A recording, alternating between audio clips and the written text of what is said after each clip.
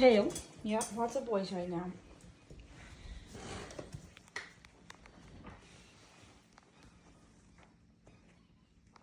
Hi. Hello. Very poodly first response. He sees me, he knows I'm here. I greeted him, he's like, okay, I see you, but he's not coming straight over here. It's like, I'll get to you.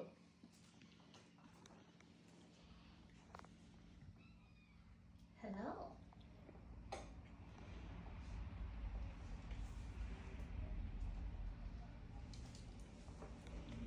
And even when he comes up, it's the indirect. I'm gonna sniff you, I'll let you know. There we go. Hi. Hi there. Did you decide it was okay? So that tells us how his interactions with new people need to be. Give him time, give him space, let him come to it on his own. He will come to it, but don't throw him in and don't expect instant connection with the new person. Especially if everything's new. It's a new environment, you're out somewhere busy, whatever. I know. But Denny's very sweet. Soft puppy again, very gentle. Very gentle and just, I mean, even the way he put his paw was so gentle and sweet.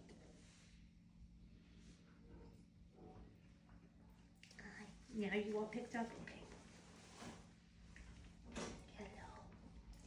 Oh my goodness.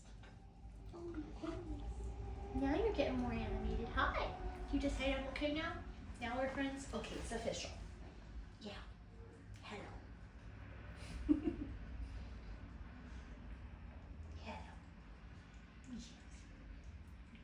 Puppy, puppy, puppy, puppy, puppy, puppy, puppy. Yeah, once he decides he's friends, he's friends. But then now we're thinking about that environment again. He's like, eh. I've decided you're safe, so I'm gonna hang out with you. Now this, he's initiating social interaction to avoid. So that was different. The first time he came around, he was checking me out, and then he was getting to know me, and then he was making friends. The second time I was like, I don't want to think about all that stuff. That's it's a little overwhelming. It's a lot new. But now, again, he's come to it. He's processed for a second, and now he's fine. So, poodle. Very poodle. Now he's gonna go exploring.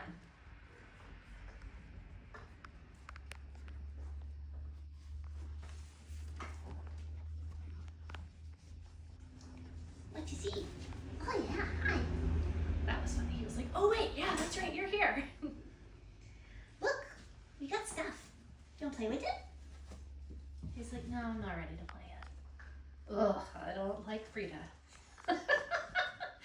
He's opinionated, knows what he thinks, you're not changing his mind.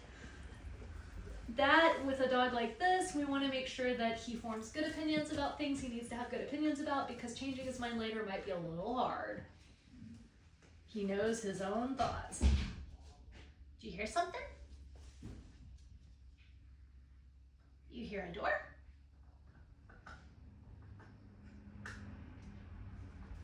Good boy. We were playing with this, remember? We were playing with this. You want to get it?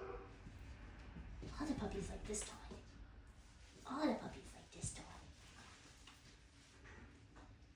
He says, no, I'd rather talk to you. I'd rather talk to you right now. What about this one? This is the other big favorite. These three right here.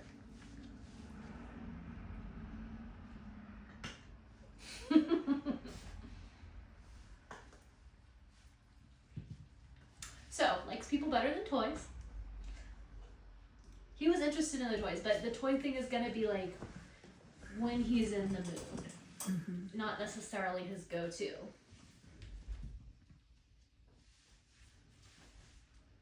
I think he's gonna form a really strong relationship with his core person or people, and that's gonna be that relationship's gonna be really important for him in his life.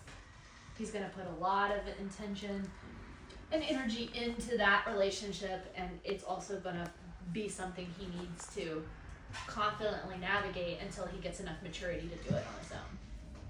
He's very inquisitive though, and he's very aware of everything in the environment. And he's he's a little bit default suspicious. Like his very first thought is not, oh, here's a new thing, it must be awesome. His first thought is, here's a new thing. I don't know about that. He gets over it.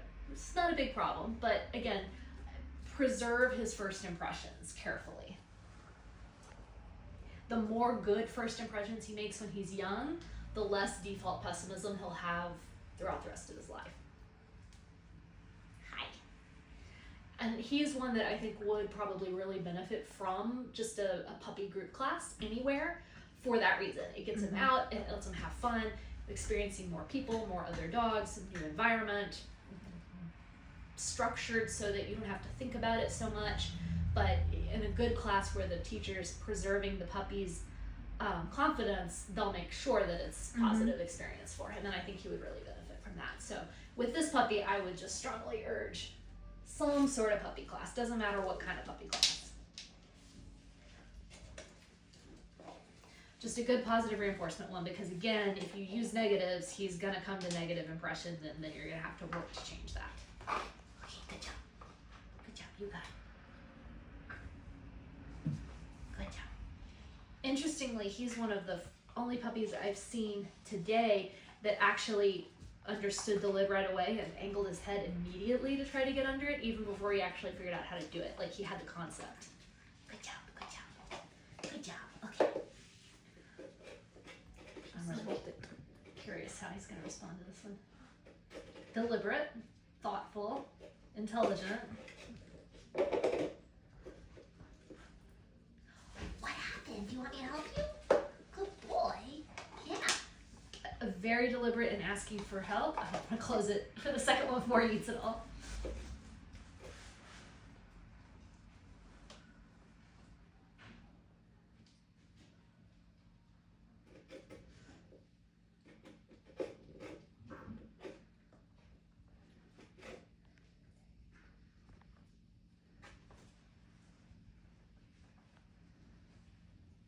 He's still thinking about it. He's working the scent right now. What'd you think? And that little look back wasn't the asking for help. That was just a check-in. It was just like, huh. He's still thinking about it. He's still working it. He has a lot of focus. Yeah? Hi. Yeah. Okay. There you go.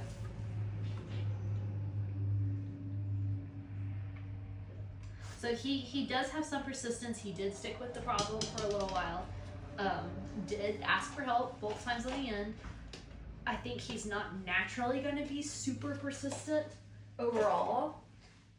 Just watching balance between the two and how quickly he went from actually trying to get the food to just kind of working the scent around. But he does have a little bit, so he will persist in problem solving to some degree, and he will ask for help. So that, as always, that tells us that he will partner with somebody fairly easily for training and things like that. Again, I really think just like some basic training, and not because he needs it for manners wise, but to give him some structure for his world. I think he would benefit from it. He's very linear thinker. You can see it in his approach to everything in the room. You can see it in the way he's deliberate, methodical, thoughtful. You can see it in the way that he approached that problem.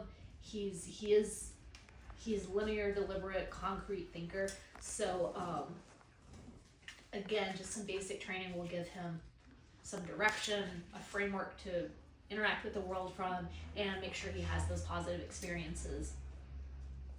He doesn't need to be an obedient superstar or anything. I just think he would like it. And it would increase his confidence. Some puppies, it's more about reining them in. Him, it would boost him.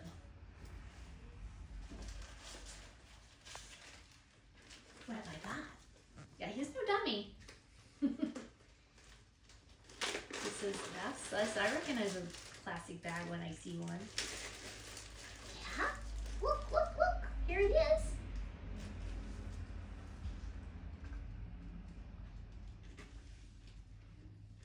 Here. I can't tell what you think about it when you're fond of me. not very interested. Doesn't really care.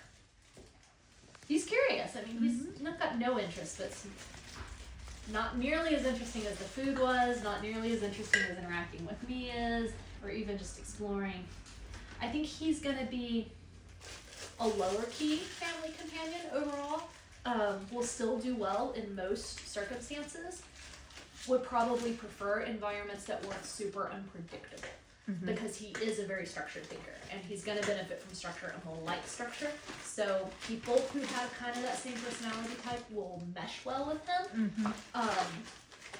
And again, like he could definitely be socialized. I really think we'll see how he does with those things, because that will be outside the box. Yeah, let's just do those, and then I'll finish my thought. What is it? Look at it. What do you think about that? Yeah, that's different, huh? Good boy, you did really good. That was really good. That was so smart.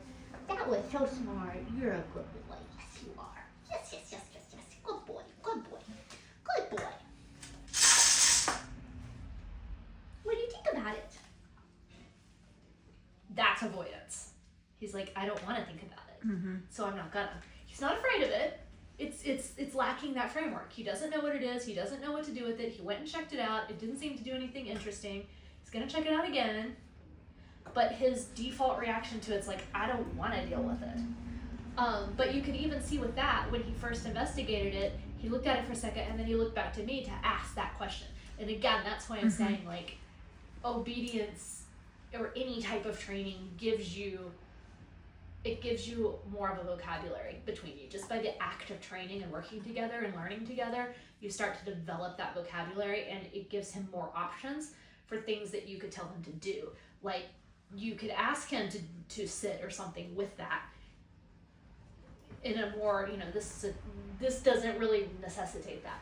But in a situation where you had a scary worker walk in the room that he had the same reaction to, you could ask him to come to you and sit, and it gives him something concrete and specific and structured to do in this situation that is otherwise outside the box, and he's gonna like that.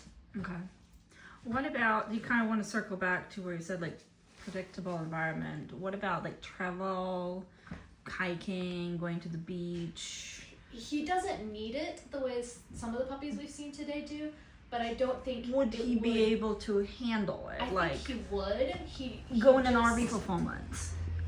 Yeah, what he's gonna need to be successful there, especially when he's young, is some degree of predictability. But again, that goes back to like group classes. There are ways you can create predictability. Okay. So you can, have a fairly consistent schedule, for example. You can have the same routines for feeding, waking up in the morning, going to bed at night.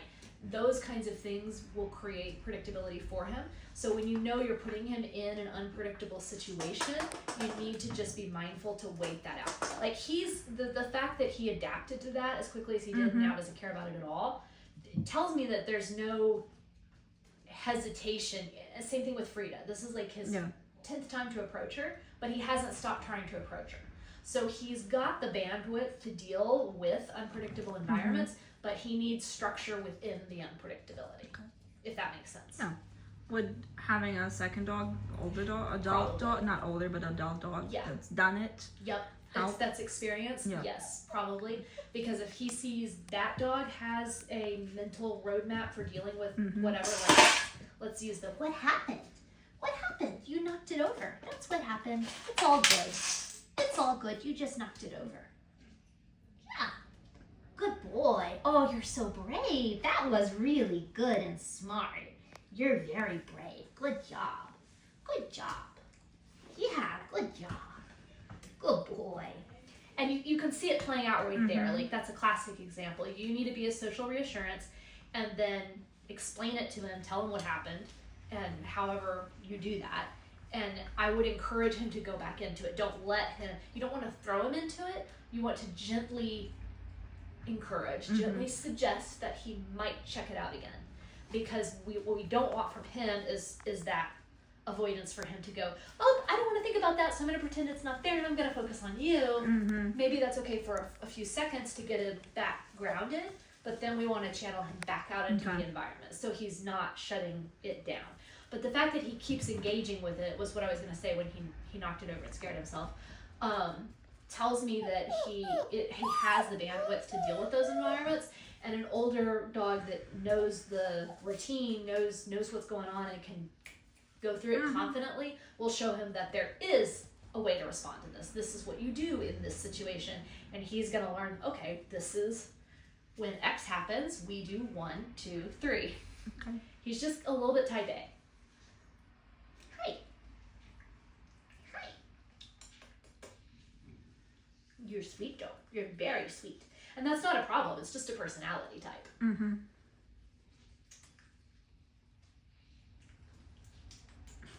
So we'll like clean your nose out. Yes. I will. The fact that he does get so much reassurance from having a safe person is huge too, because that will really empower him in this situation. So let's see how he does with this one. I'll make sure nothing else falls. I'm gonna let him sniff it first. Oh, you thought that was exciting? Same thing. He checked it out and then he looks at me, he's like, okay, but what do I do with it? He's just asking that constantly. Wow, look at what that thing did. So he's not afraid of it. He did not need to fall on his head. Like the other puppy. That would have been bad for him. When I say we want to shelter him from bad first impressions, that's exactly what I mean. We want to make sure his first experience with the umbrella is good and safe and positive. I mean, he's definitely curious. He's definitely exploratory.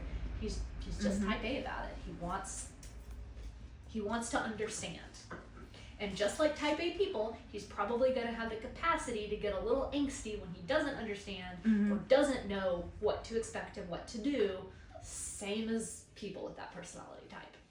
It's just the personality. But on the bright side of that personality, he will be predictable, reliable, steadfast, loyal.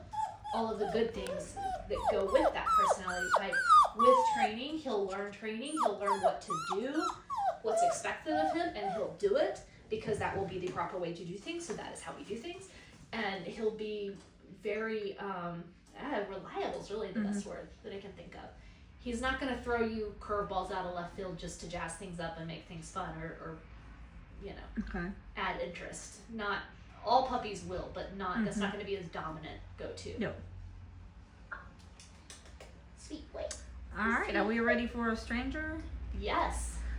Pass her to me. I am going to take up the scary things That way before we add the stranger though. Yeah. Because even that, just the little rocking noise. What was that? Did you want to see it? I can help you I'll see pull it. her so she just put her there, yeah. So you can go in without her. It's just the same stuff. Yeah. And I think she wants to take away I all just the want to take scary away the things. scary things. Oh, sorry. That's okay. He was so distracted he didn't even notice what I was doing. Hi, new person. So he's pretty sociable. So yeah, you can just get down on his level and greet him like just a normal person.